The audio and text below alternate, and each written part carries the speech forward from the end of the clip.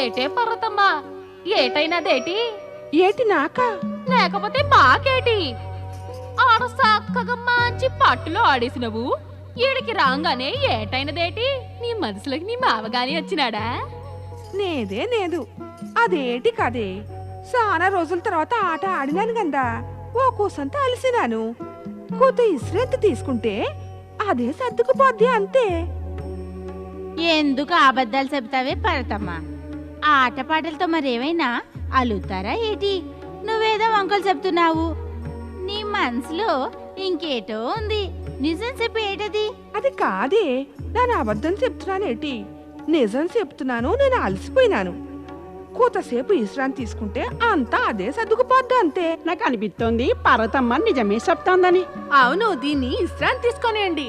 సరే నడండి, వెళ్తారు మరి.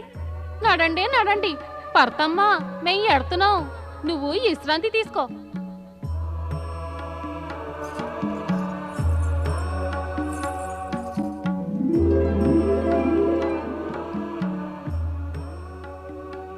దేవి పార్వతి,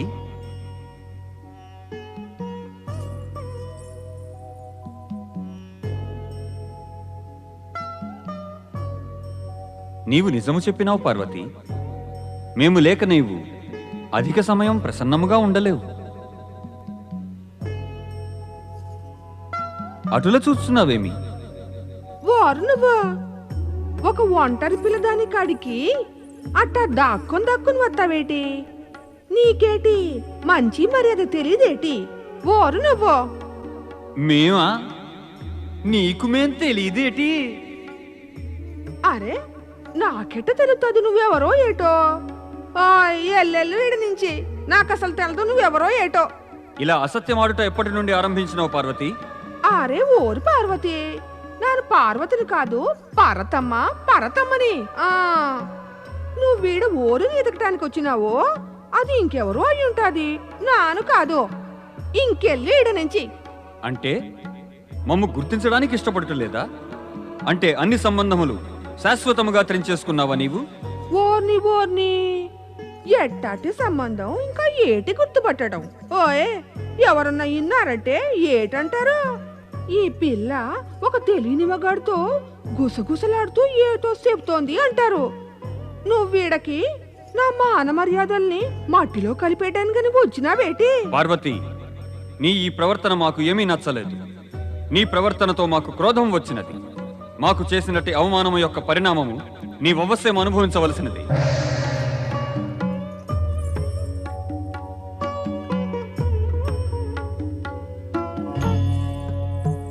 ఏమి యోచిస్తున్నారు మహారాణి గారు? యోచించుచున్నాను. పుత్రుని మాత బహుశా ఇంత యోచించకపోవచ్చును. పుత్రిక మాత యోచించవలసినంత ఇదిగా మాత పుత్రినిదైనా లేక పుత్రికదైనా సంతానము కొరకు యోచన ఎప్పుడూ ఉండును మహారాణి గారు. అటుల కాదు, పుత్రుడు ఎల్లప్పుడూ మాత వద్దనే ఉంటాడు. అందుచే మాత మనసు ఆదుర్ద పడదు. కాని పుత్రిక వివాహం అయిన పిదప ఆమె మాత కన్నులకు దూరమైపోతుంది. అందుచే ఆమె యొక్క సుఖదుఖాల చింతన మనకి తెలియకనే మనమును ప్రవేశము చేయుచూ ఉంటుంది. అలా చెప్పండి, పుత్రిక పార్వతి జ్ఞాపకాలు బాధపెడుతున్నాయి మహారాణి గారిని. బహుకాలమైనది కదా ఆమెను చూసి. ఆమెకైతే మేము జ్ఞప్తికే రావట్లేదు. మహారాణి గారు, పుత్రిక తన పతిగృహమునకు వెళ్లి ఇక ఆయనదే అయిపోతుంది. మరిక మాతాపితలకు ఆమెపై ఎట్టి అధికారము ఉండదు. ఎట్టి అధికారము ఉండదా? ఏ అధికారము గురించి చెబుతున్నారు తమరు? ఇప్పుడు పతికి కూడా తమరి పుత్రిక పైన ఎట్టి అధికారము లేకుండా పోయినది. ఆమె మమ్ము విడిచి వెళ్ళిపోయినది. ఇక మమ్ము గుర్తించుటకు ఇష్టపడటలేదు. విచ్చేయండి కైలాసపతి. బహుకాలము పిదప తమరు మా వద్దకు విచ్చేసినారు. మంచిదైనది తమరు దర్శనమిచ్చుట. మేము తమరికి దర్శనమిచ్చుటకు కాదు, హెచ్చరికనియ్యవచ్చున్నాము. హెచ్చరిక? ఎట్టి హెచ్చరిక? ఏమి చేసినది మా పుత్రిక? అవమానము చేసినది తన పతిని. లేదు, పతిని అవమానించేటటువంటిది కాదు మా పుత్రిక. అంటే మేము అసత్యం ఆడుచుంటిమా? కాదు, నా అభిప్రాయం అది కాదు. నేను కేవలము అనుచున్నదేమనినా పార్వతి అటే అజ్ఞాన కృత్యము చేయదు అని. ఒకవేళ తమకు భ్రమ కలుగులేదు కదా? ఆమె అహంకారముతో మమ్ము విడిచి వెళ్ళినది. ఇది మా భ్రమయందురా? మేమామెకు నచ్చజెప్ప వెళ్ళినప్పుడు ఇక ఆమె మమ్ము గుర్తించుట కూడా ఆవశ్యకమని అనుకోనలేదు. ఇదియు మా భ్రమయేనా? తమరిని గుర్తించనే లేదా? ఆ అన్నది నాకేటీ తెల్దో, నువ్వు ఓర్వో. అటులా అన్నదా ఆమె? అరే ఇంక నువ్వు చాలానే అన్నది. అంటున్నది నాను పార్వతిని కాను, పర్వతమ్మ పర్వతమ్మని. ఈడకెందుకు వచ్చినావు? వెళ్ళిపోయాడి నుంచి. మేము తమరిని హెచ్చరించుచున్నాం.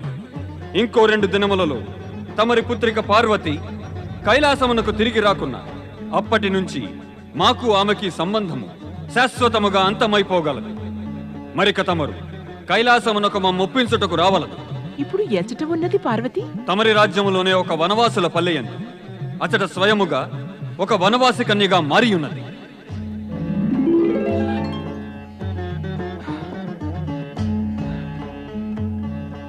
తక్షణమే పార్వతిని వెదకవలసిందే.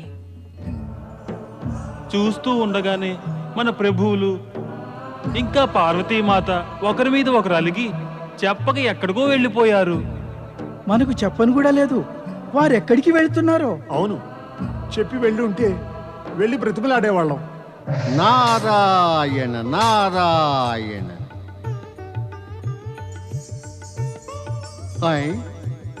పరమేశ్వరుడు తమ స్థానంలో లేరే. నేనిక్కడికి వారి దర్శనార్థమై వచ్చాను, కానీ వారే వారి స్థానంలో లేరు.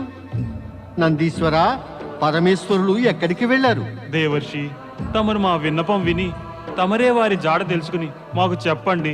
ఆ శివశంకర్లు ఎక్కడ ఉన్నారో? అంటే నీకు తెలియదా పరమేశ్వరుడు ఎక్కడున్నారో?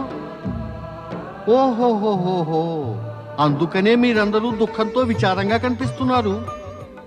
మరైతే పార్వతీమాత ఎక్కడున్నారు? ఆమె కనిపించడం లేదు. ఇద్దరూ కైలాసం నుండి అదృశ్యులయ్యారు. దేవరిషి, తమరు దయచేసి వారిద్దరిని వెతికి కనిపెట్టండి. ఇద్దరూ కనిపించకపోవడం అంటే అది చింతాజనక విషయమే. కానీ తప్పకుండా వారిని నేను వెతికి మీకు తెలియజేస్తాను. ఒక్క మాట నందీశ్వర, పరమేశ్వరులు గాని పార్వతీమాత గాని ఎక్కువసేపు కైలాసాన్ని విడిచి దూరంగా ఉండలేరు. నారాయణ నారాయణ. జగత్పిత అయిన శివుడు, జగదంబ పార్వతీమాత ఒకరిని విడిచి ఒకరు అధిక కాలము దూరముగా ఉండలేరు. కైలాసమును విడిచి ఇద్దరూ దూరముగా ఇండుట కేవలం అది సుస్పష్టముగా జరుగబోవు శివలీల యొక్క ఒక నూతన అధ్యాయం. దాని మధ్యలో శివపార్వతులుగాక ఒక నూతన పాత్రధారిని మహాశివభక్తురాలు నర్తకి మహానంద కూడా ఈ లీలలో పాత్ర వహిస్తుంది. మహానంద నేడు కూడా ఎప్పటి మాదిరిగానే తన్మయురాలై శివ పూజలో నిమగ్నురాలై ఉన్నది. ఓం నమః శివాయ. ఓం నమః శివాయ. ఓం నమః శివాయ.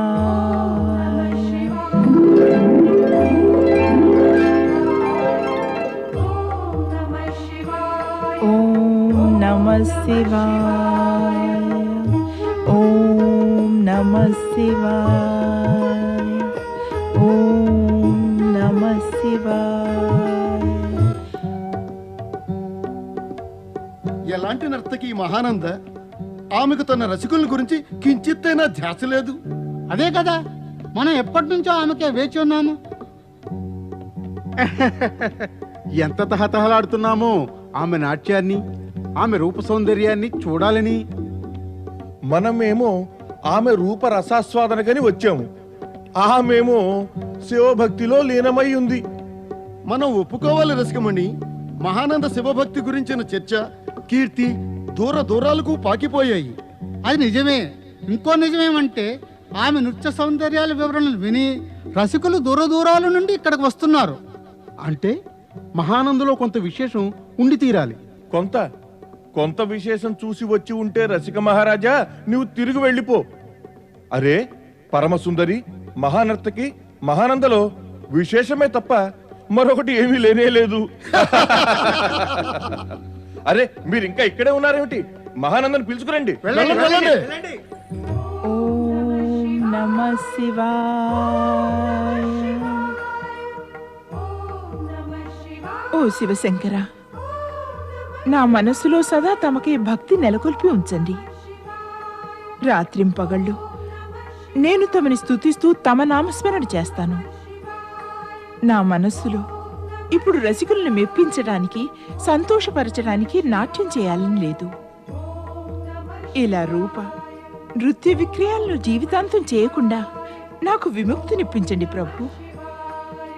ఈ రసికులను మెప్పిస్తూ నా మనసు విసిగి వేసారిపోయింది మహేశ్వర.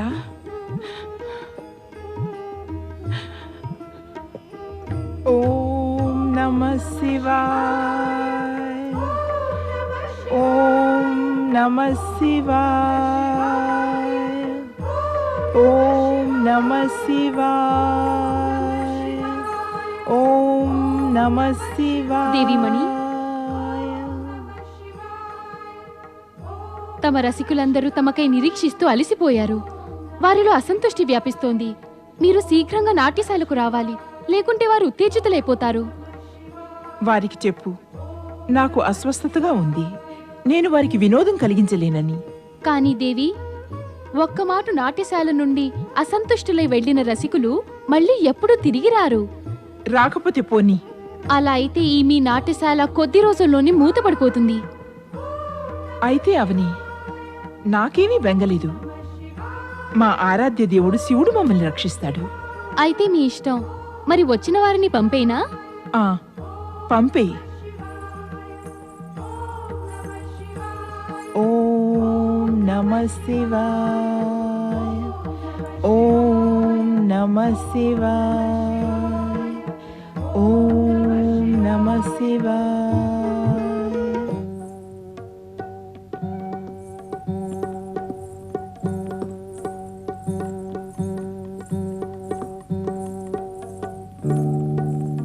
రసికులారా, దేవికి అస్వస్థతగా ఉంది. ఆమె మీకు ఈరోజు వినోదాన్ని కలిగించలేదు. అస్వస్థత? అయితే మమ్మల్ని ఎందుకు కూర్చోబెట్టారు? ఇంతసేపు మమ్మల్ని ఆమెకే ప్రతీక్షిస్తూ ఉంచారేమి? మహానందకు తన సౌందర్యాన్ని చూసుకుని చాలా గర్వంగా ఉంది. అందువలనే మన వంటి రసికులకు అవమానం జరుగుతోంది. మన ధన సంపదలు ఆమెపై వెచ్చిస్తున్నాం. ఈమె గర్వాన్ని, మన అవమానాన్ని ఎందుకు సహించాలి? అవును, ఎందుకు సహించాలి? సహించాం. పదండి ఇక్కడి నుంచి. ఇక ముందు ఎప్పుడు ఇక్కడికి రాము. అవును, ఇక రాము.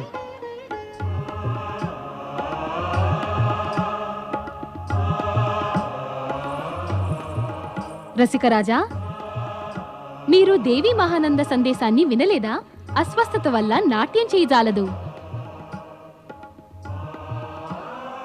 సందేశం విన్నాం, కానీ మేమిక్కడికి ఆమె నాట్యం చూడాలని రాలేదు.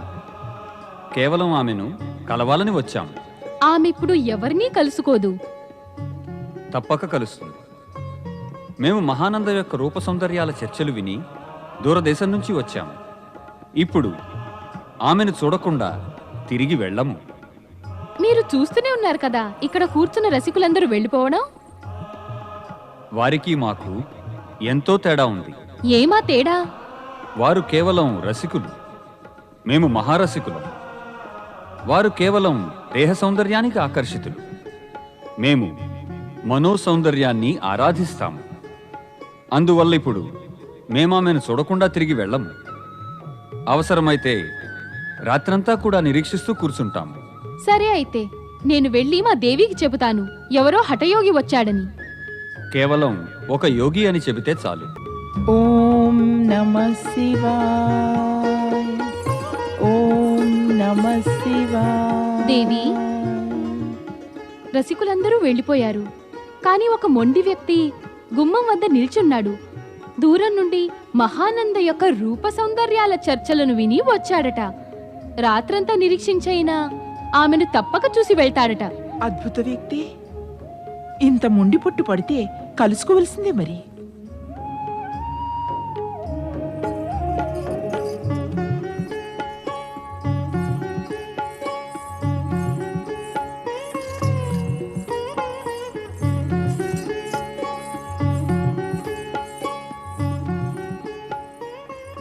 చెప్పండి మహాశయ, మీ ఆజ్ఞ ఏమిటి?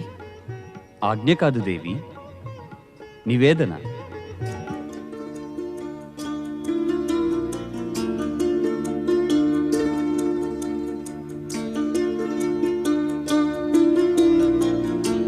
నివేదన మా కోసమా? మహానంద, నీ రూపలావణ్యాల కీర్తి మేము విని ఉన్నాము. దానికన్నా అనేక రెట్లు ఎక్కువగా చూశాం. నిన్ను చూశాక మా మనస్సెంతో ప్రసన్నమైంది.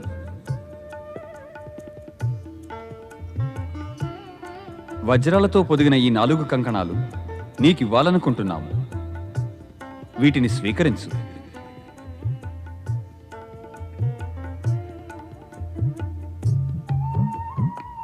దేవి మహానంద, చెప్పండి. నీవు మా కోరికనొకటి నెరవేర్చాలి. కోరిక? ఏమా కోరిక మహాశయ? నీవు 3 దినాల పాటు మా పత్నిగా గడపవలసి వస్తుంది. ఈ 3 దినాలు నీ నాట్యశాలలో ఇతర రసికులు ఎవ్వరూ కూడా రాకూడదు. కానీ మహాశయ, ఈ 3 దినముల నీ పరిశ్రమకు నీకు మూల్యాన్నిస్తాము. చెప్పు, అంగీకరిస్తావా?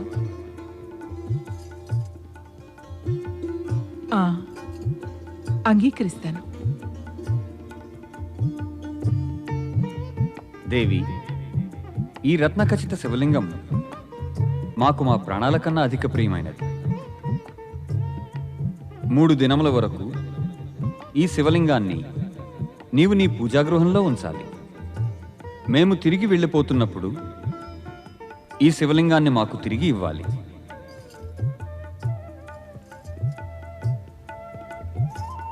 నేను ఆ పరమేశ్వరుని ప్రార్థిస్తాను, మీరెప్పటికీ కూడా తిరిగి వెళ్ళకూడదని.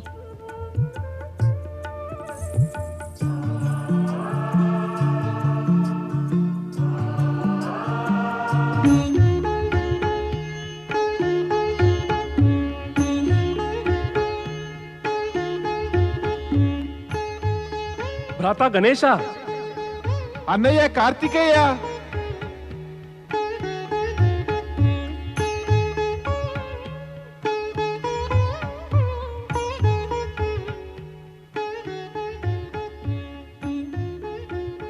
ప్రణామం అన్నా కార్తికేయ. ప్రణామం గణేశ. చాలా కాలం పిమ్మట మనం కలుసుకుంటున్నాం. అవునన్నయ్య కార్తికేయ, మీ దర్శనంతో మనసుకి ఆనందంగా ఉంది. ఇప్పుడు కైలాసానికి వెళ్లి మాతాపితల దర్శన భాగ్యం కూడా పొందాలి. నేను అక్కడికే వెళ్తున్నాను, మాతాపితల దర్శనం కోసం. ఇది చాలా సుదినం గనుకనే మనమిద్దరం మార్గంలోనే కలుసుకున్నాం. ఇప్పుడు ఇద్దరము కలిసి వెళ్దాం. మనమిద్దరం ఒకేసారి మాతాపితల దర్శనం చేసుకుందాం. నారాయణ నారాయణ. దేవర్షి నారదులకు ప్రణామం. మిమ్మల్ని ఇద్దరినీ చూసి మనసుకి చాలా ఆనందంగానే ఉంది.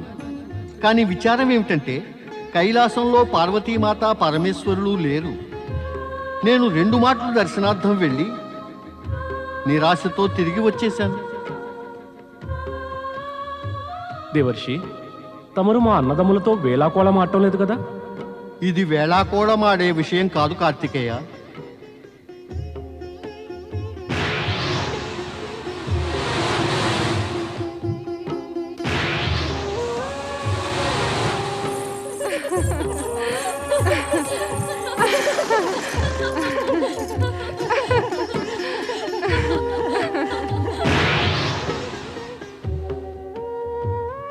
అన్నా కార్తికేయ, మన మాతాపితరులిద్దరూ విచిత్ర వేషాలలో విచిత్ర స్థానాలకి చేరుకున్నారు.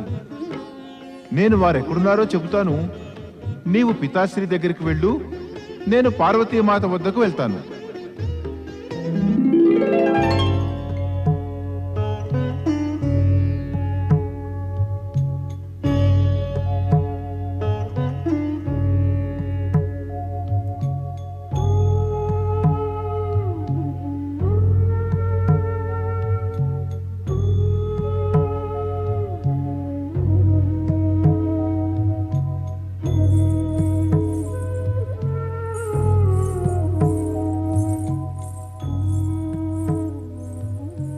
స్వామి, నేను మీ సేవలో నిమగ్నురాలను.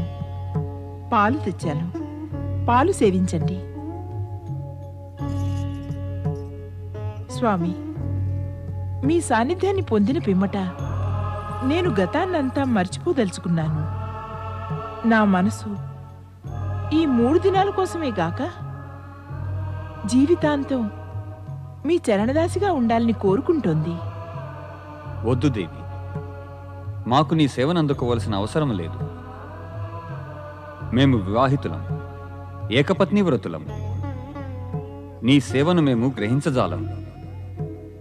మేము కేవలం నీ శివభక్తి యొక్క కీర్తిని విని ఒక శివభక్తురాలైన నర్తకి యొక్క మనస్సును పరీక్షించవచ్చాం.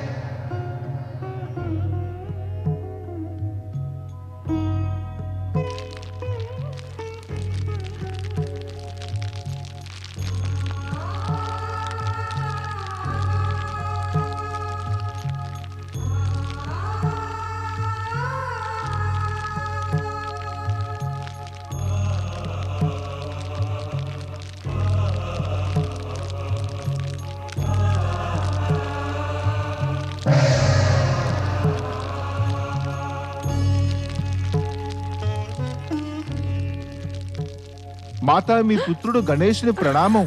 గణేశుడా, భగవంతుడు గణేశుడా, మా ఊళ్ళోనా? కానీ మాతా, ఏమిటి మీరు ఇలాంటి వేషం ధరించారు?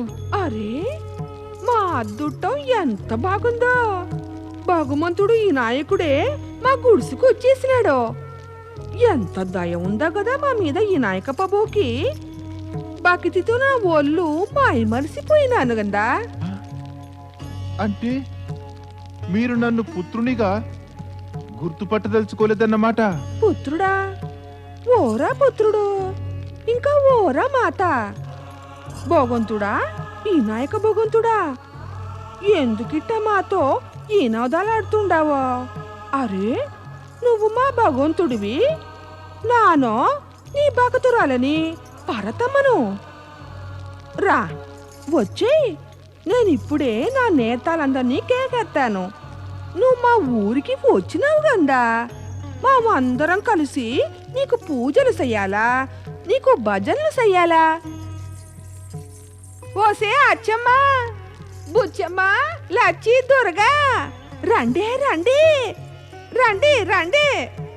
మనకి ఎంత అద్దుటం పట్టిందో చూసినారా? రండి రండి. ఈ నాయకుడు మన ఊరు వచ్చినాడు. రండి, ఆరికి పూజలు చేద్దాం. జయము వినాయక, జయము వినాయక, జయము వినాయక. పార్వతి, ప్రణామం మాతామహి. ఆయుష్మాన్ భవ. నీవు మాకన్నా ముందే వచ్చేసావు గణేశ. మాకు ఈ స్థలం వెతకడంలో సమయం పట్టింది. పట్టిందా? మేమిక్కడికి చేరుకున్నాం. కానీ చేరుకున్నందుకు లాభం ఏమీ కనిపించటం లేదు మాతామహి. ఎందుకంటే మాతాశ్రీ చాలా మారిపోయారు. ఆమె ఎవరిని గుర్తుపట్టడం లేదు. పుత్రి పార్వతి, ప్రణామం మారాణి గోరో. నేను పార్వతిని గాను, పరతమ్మను. పరతమ్మనండే. తమరు గుర్తుపట్టడంలో తప్పు చేసినారు మారాణి గారు. గణేశయ్య, భ్రాత గణేశ, నేను చూసినదంతా కూడా నీకు వర్ణించి చెప్పలేను. నేను చూసినది నా కళ్ళని నేనే నమ్మలేకపోతున్నాను అనుకో. అన్నా కార్తికేయ, మీరు ఏదైతే చూసి వస్తున్నారో అది నేను ఇంతకు ముందే చూసేశాను. నారాయణ నారాయణ.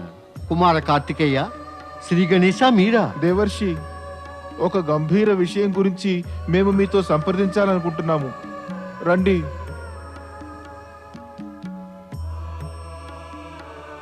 అరే, ఇయ్యాల మా ఇంటి గుమ్మల్లో మారాణి గారు అడిగెట్టినారు.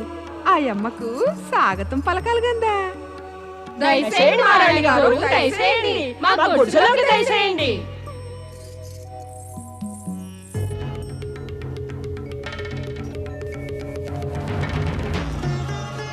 దేవర్షి, ఇప్పటికైనా మీకు తెలిసే ఉంటుంది. మా మాతాపితలు ఒకరి మీద ఒకరు అలిగి వేరే వేరే స్థానాలకు విచిత్ర రూపాలు ధరించి వెళ్ళిపోయారని. నారాయణ నారాయణ, తెలిసిపోయింది గణపతి మహాశయ. అయితే ఆశ్చర్యకరమైనది, ఇప్పటిదాకా మీకు అర్థం కాలేదు. శివలీలా రహస్యం మీకు తెలియదా? అంటే ఆ రహస్యం ఏమిటి దేవర్షి? ఆ రహస్యాన్ని స్పష్టంగా విడమర్చి చెప్పడానికే మాకు మీ యొక్క సహాయం కావాలి. నా సహాయమా? అది కూడా మీకా? నారాయణ నారాయణ. గణపతి మహాశయ, మీరే స్వయంగా బుద్ధికి నిధులు. మరి నేనింక మీకేమి సహాయం చేయగలను? భ్రాతా గణేశ, నేను స్వయంగా నా కళ్ళతో ఆ నర్తకి మహానంద దుష్టతను చూశాను. ఆమె మన పితాశ్రీ శంకర్లను మోహితులను చేయాలని చూస్తోంది. అదంతా చూసి నేను నా కోపాన్ని నిగ్రహించుకున్నాను. లేకపోతే అన్నా కార్తికేయ, అటువంటి విషమ పరిస్థితిలో కోపంతో కాదు, చతురతతో కార్యాన్ని నిర్వహించవలసి వస్తుంది. అలాంటి సమయంలో కూడా మీరు నిగ్రహించుకుని ఉచితంగానే వర్తించారు. నేను ఉచితంగానే వర్తించాను భ్రాతా గణేశ. కానీ మాకు ఇంతవరకు తెలియనిది పితాశ్రీ ఈ అనుచిత కార్యాన్ని ఎందుకు చేశారు అని. ఒకవేళ పితాశ్రీ శంకరులకు మహానంద వద్దకు వెళ్ళడంలో విశేష ఉద్దేశం ఉందేమో. విశేష ఉద్దేశ్యమా? అలాంటిదే ఉంటుంది. లేదు లేదు, వారికి కేవలం ఒకటే ఉద్దేశ్యం, అది మాతను బాధ పెట్టడమే, అంతే. అయితే మన పితాశ్రీ మన మాతను బాధ పెడతారా? పెట్టారు కదా. నారాయణ నారాయణ, మీ ఇద్దరు అన్నదమ్ములు మాతాపితలను గురించి వాదించుకుంటున్నారు. కానీ ముందు ఒకటి తెలుసుకోండి, మాత పార్వతికి ఈ రహస్యం గురించి తెలుసునా లేదా అని. ఆ పరమశివ శంకరులు మహానంద వద్దకు వెళ్ళి కూర్చున్నారు. దేవర్షి, మాత పరిస్థితి ఇంకా దుర్భరము, ఘాతకమును. అదేమిటి? ఆమె అందరితోటి సంబంధాలు తెంపుకుంది. లేదు లేదు, అది అసంభవం. ప్రత్యక్షానికి రుజువులెందుకు? ఆమె తన పుత్రులను మాతాపితలను కూడా గుర్తించటం లేదు. దీనికి స్పష్టమైన అర్థం ఒక్కటే, ఆమె అన్ని సంబంధాలను తెంచుకుంది. నారాయణ నారాయణ. కుమార కార్తికేయ, అప్పుడప్పుడు మనం అందరం మాటకు కానీ ఘటనకు కానీ అర్థం తీయడంలో తొందరపాటు, ఉత్తేజన, భావుకతతో ప్రవర్తిస్తాం. ఇక అక్కడే మనం భయంకరమైన తప్పు చేసి కూర్చుంటాం. కారణం ఈ ఉత్తేజన, తొందరపాటు అనేవి మనల్ని అర్థాన్ని స్పష్టంగా చూడనీయం. కనిపించేది అనర్థమని అనిపిస్తుంది. అందుకని పరిస్థితిని ధైర్యంతో అర్థం చేసుకోవడం అత్యావశ్యకం. అయితే దేవర్షి, ఇప్పుడు మేమేం చెయ్యాలి? గణపతి మహాశయ, వర్తమాన పరిస్థితిని చూస్తూ ఉంటే చెయ్యాలన్నా ఎవరూ ఏమీ చేయలేరు. అలాంటప్పుడు నారదుడే ఏమన్నా చేయాలి. నారాయణ నారాయణ. ఇప్పుడు నేను అపరిచితాన్ని పరిచితంగా మార్చి అందరూ గుర్తుపట్టేటటువంటి యోగ్యమైన పథకాన్ని ప్రయోగిస్తాను. తీసేస్తామా మహారాణి గారికి? ఏటి చెప్పేదే, మా అద్దుటమే ఎంతో బాగుంది గందా. మా మహారాణి గారు మా ఊరికి వచ్చేసినారు. మాతో మాట్లాడేందుకో మా మనసుకి ఎంతో సంబరంగా ఉంది. ఆరికి మన మీద దయాదార్చిందని ఉన్నాయి. చెప్పండి, మన మహారాణి గారికి జయము. మా మహారాణి గారికి జయము.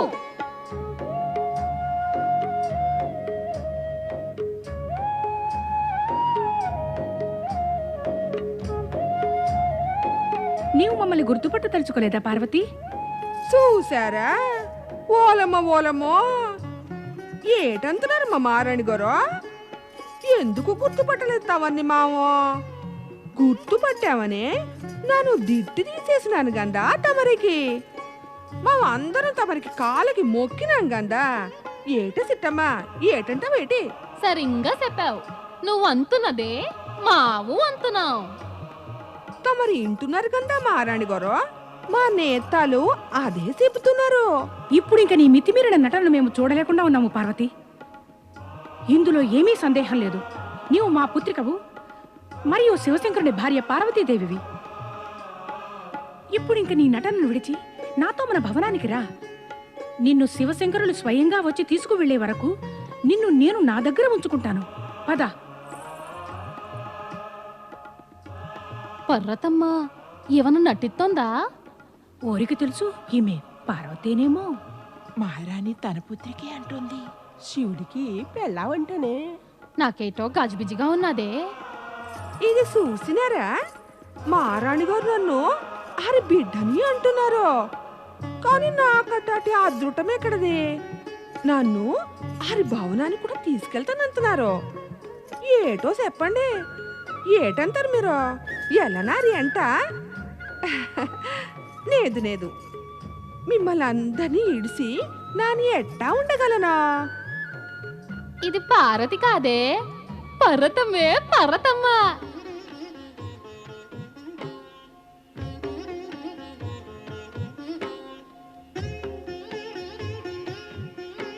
ఒకవేళ ఏమైనా పార్వతి పోలికలున్నటువంటి ఈ పర్వతమ్మను నేను పార్వతి అనుకుంటున్నానా? ఒకే పోలికతో ఇద్దరు కన్యలుండవచ్చును కదా. నారాయణ నారాయణ. మహారాణి మైనా ప్రణామం. ప్రణామం మాతా పార్వతి. ప్రణామం మాతామహి. మాత, మీ యొక్క ఈ అపరిచితమైన నటన వల్ల ఏదైనా అనర్థం జరిగిపోవచ్చును. అలిగి వెళ్ళిన ఆ పరమేశ్వరులు అత్యంత సుందర నర్తకి మహానంద యొక్క భవనానికి వెళ్ళారు. అక్కడ మహానంద వారిని వలలో వేసుకోవడానికి అనేక విధాలుగా ప్రయత్నిస్తోంది.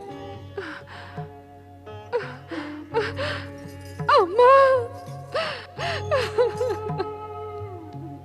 పుత్రి,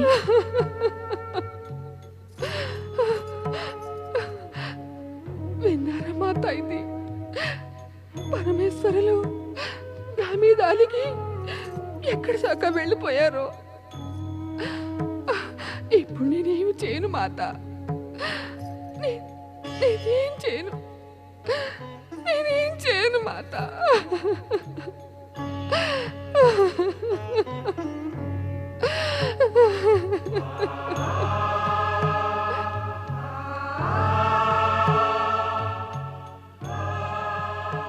కన్నీరు పెట్టకండి మాత. ఆ దుష్ట మహానందను ఈ క్షణమే నేను దండిస్తాను. శ్రీ గణేశ, నేనేమైనా పొరపాటు చేశానా? లేదు దేవర్షి, పొరపాటేముంది? మీరైతే రహస్యాన్ని బయటపెట్టి పరిస్థితిని చక్కబరిచారు. వాస్తవానికి మనమందరం శివలీలా పాలన చేస్తాము. వారేది కోరితే అదే చేస్తాము.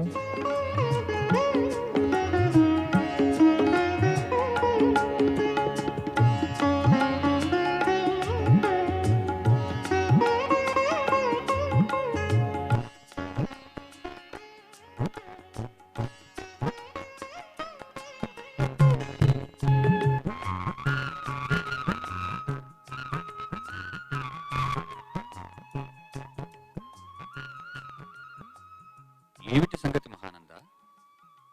నీ సుందర వదనారవిందంపై విచార ఛాయలెందుకు కప్పుకుని ఉన్నాయి? స్వామి, మీరిచ్చిన మాట ప్రకారం నా యొక్క అంగీకారంతో 3 దినాలుగా నేను మీ పతివ్రతా పత్నిని. కానీ ఇప్పటిదాకా మీరు నన్ను మీ నుంచి దూరంగా ఉంచారు. మీ సేవకే అవకాశమే ఇవ్వలేదు. అందుకే నాకు దుఃఖం.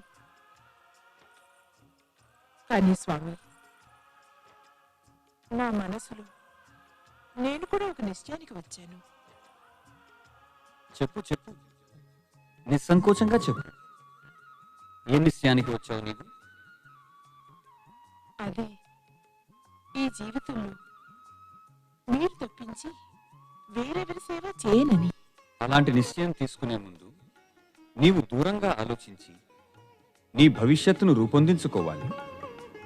మేము ఒక్క 3 దినాల కోసం అతిథిగా వచ్చాము. సమయం పూర్తి కాగానే వెళ్ళిపోతాము. ఆ తర్వాత నీవేమి చేస్తావు? మిగిలిన జీవితాన్ని మిమ్మల్ని స్మరిస్తూనే గడుపుతాను స్వామి. కేవలం మీ స్మృతులలోనే.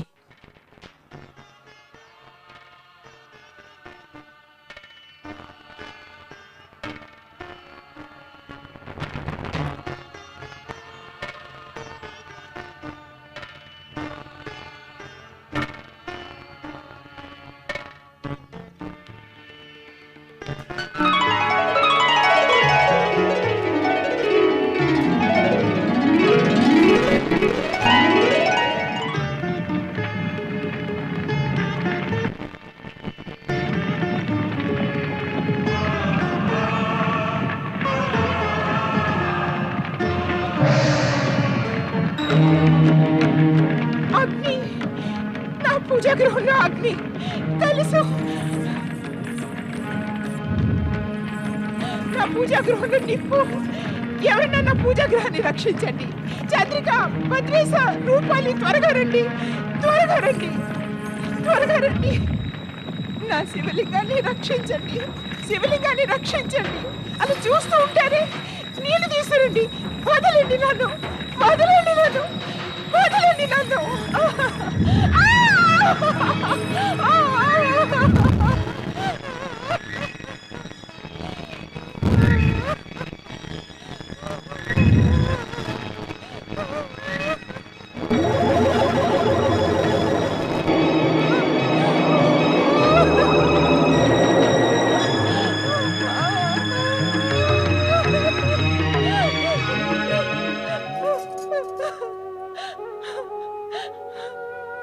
ఏది నా శివలింగం?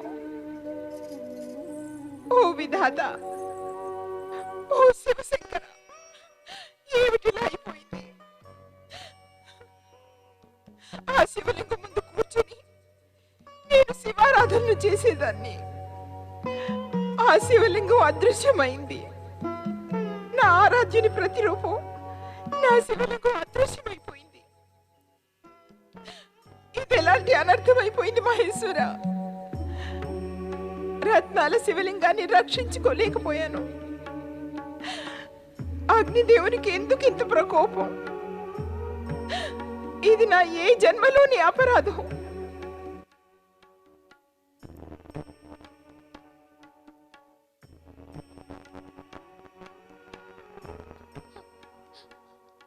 మమ్మల్ని క్షమించండి అమ్మా. కైలాస మహారాణి పార్వతి. పార్వతమ్మవు కావు, పార్వతీదేవి అని. మమ్మల్ని క్షమించండి, మా వల్ల పొరపాటు అయిపోయింది, మమ్మల్ని క్షమించండి అమ్మా. మేము అనుకుంటున్నావు నువ్వు మనకి మా ఊరి పిల్లవని, నువ్వేమో పార్వతివాయి. మమ్మల్ని క్షమించు దేవి. ఏటేటో ఊసులాడేశాము నీతో. నువ్వెంతో పెద్ద మారాసు బిడ్డవి, తిలోకనాథుడు శివునికి భార్యవు. ఓయమ్మో, మమ్మల్ని క్షమించండి అమ్మా. అరే, మీరంతా ఏమిటి క్షమా క్షమా అంటూ ఒకటే వల్ల వేస్తున్నారు? అరే, అదేటదే క్షమా క్షమా అంటూ ఊకున్నారండి మీరందరూ.